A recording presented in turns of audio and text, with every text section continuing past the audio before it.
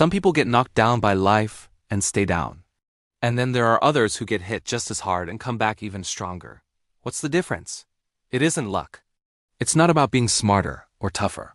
It's a skill called emotional resilience.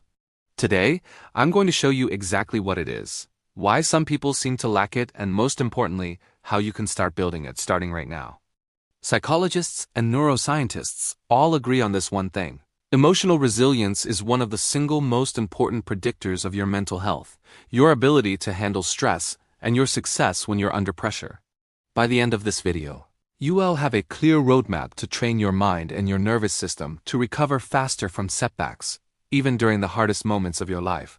So, what is emotional resilience, really? Let's get one thing straight. It's not about ignoring stress or pretending you're fine when you're not. It's not about being a robot with no feelings. True resilience is about adapting, recovering, and staying functional when you're under pressure. Resilient people still feel all the tough emotions: fear, sadness, anger, disappointment. The difference is, they learn to manage their response to those feelings instead of getting stuck in them. They recover faster from setbacks and are able to think clearly again much sooner. In short, emotional resilience is the ability to bend without breaking. Imagine a strong bamboo shoot in a storm. It bends, it flexes, but when the storm passes, it returns to its upright position. That's resilience. It's not about being rigid and unmovable. It's about being flexible and adaptable. It's acknowledging the storm is happening, feeling the force of the wind, and trusting your ability to bounce back once it passes. So if it's so important, why do so many people struggle with it? It usually comes down to 3 common patterns that actively work against resilience. The first one is suppressing emotions. We've all been told at some point to just suck it up or be strong. But pretending stress and painful feelings don't exist doesn't make them go away. It just stores them inside your body, where they build up over time like pressure in a sealed container, waiting to explode. The second reason is rigid thinking. This is when your mind gets stuck in negative, all-or-nothing thought patterns. You tell yourself things like, "This is hopeless. I'll never recover from this," or "It's all my fault." This kind of thinking paints you into a corner and makes any problem seem permanent and insurmountable. The final piece of the puzzle is nervous system overload. When you're under chronic stress, your body can get stuck in a constant state of fight or flight. Your heart rate stays high, your breathing is shallow, and your mind is always on high alert. When your body is in this survival mode, it's almost impossible to think clearly, solve problems, or see a way forward.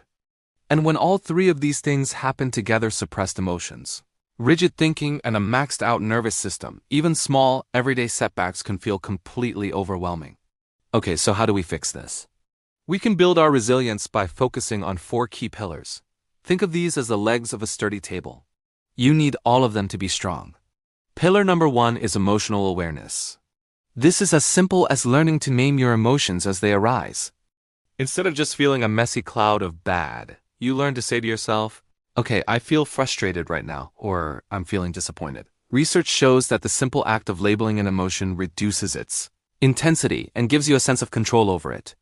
You can't manage what you don't acknowledge. Pillar number 2 is cognitive flexibility.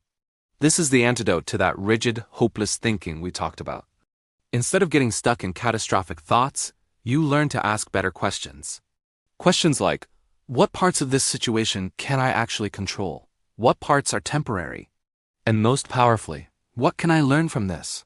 Resilient people don't ignore the negative. They just see challenges more accurately. They don't blow them out of proportion. They look for the lesson, the opportunity, or the small step they can take. The third pillar is physiological regulation. This is about managing your body's response to stress. Your mind and body are constantly talking to each other. When your body is calm, your mind has a much easier time staying calm too. You can do this through simple, powerful actions. Slow, deep breathing to signal safety to your nervous system. Prioritizing sleep, which is when your brain and body repair themselves. Getting some gentle movement, which helps process stress hormones, and even just staying hydrated. These aren't just nice-to-haves. They are fundamental tools for keeping your nervous system out of that chronic fight or flight mode. The final pillar, number 4, is purpose and meaning. When you're facing a difficult time, having a sense of purpose, whether it comes from your values, your goals, your relationships, or your contribution to something bigger than yourself, acts like a compass. It helps guide your actions even when everything feels chaotic and painful. It transforms suffering. Instead of feeling destructive and pointless, pain can become directional. It can fuel you to move toward what matters most to you. This gives you a reason to keep going, to endure the hardship, because you know it's in service of something meaningful. So knowing these pillars is great, but how do we actually build them into our lives? Resilience isn't something you're born with.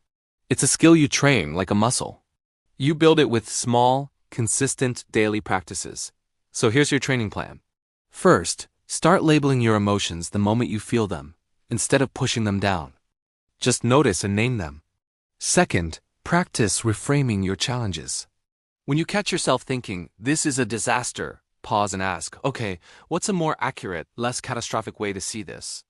Third, maintain your routines, especially during chaotic times. Simple things like your morning coffee, a short walk, or your sleep schedule can provide an anchor of stability when everything else feels uncertain. Fourth, make it a habit to regulate your nervous system throughout the day. Take 3 deep breaths before a stressful meeting. Stretch for 2 minutes every hour. These tiny actions add up. And finally, after a setback, take a few minutes to reflect on it as a learning opportunity, not a personal failure. Ask, what did I learn here that will make me stronger next time? The key is that resilience is built between crises so that it's strong and available during a crisis. Emotional resilience will not remove life's challenges. It won't make pain disappear entirely. But what it does is prevent you from breaking under pressure. It helps you recover faster and come back stronger. It strengthens your mind and your spirit, and the best part is, it's a skill that anyone can learn. You have the power to train it starting today. Thanks for watching, and I'll see you in the next one.